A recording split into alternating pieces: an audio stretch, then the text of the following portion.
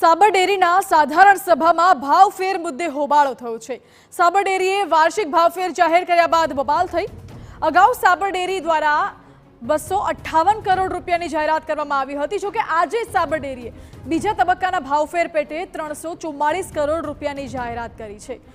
સાબર dairy દ્વારા કુલ 602 કરોડ રૂપિયા વાર્ષિક ભાવફેર જાહેર કરાયો છે, જેથી પશુપાલકોએ ભાવફેર ઓછો હોવાને લઈને હોબાળો કર્યો।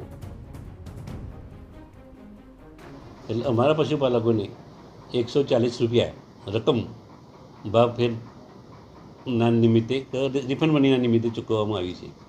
જૂના વર્ષની વાત કરીએ 22-23ની, તે વખતે 800 રૂપિયા પુલિંગ ભાવ હતો અને 933 રૂપિયા ભાવ પશુપાલકોને ચૂકવ્યો હતો ફાઇનલ। એટલે 133 રૂપિયા પાછલા વર્ષમાં હતા અને ચાલુ વર્ષે 140 રૂપિયા, એટલે 7 રૂપિયાનો આ વર્ષે આપણે વધારે ચૂકવ્યા છે અમારા પશુપાલકોને। એટલે 602 કરોડ રકમ અમારા પશુપાલકોને બંને જિલ્લાને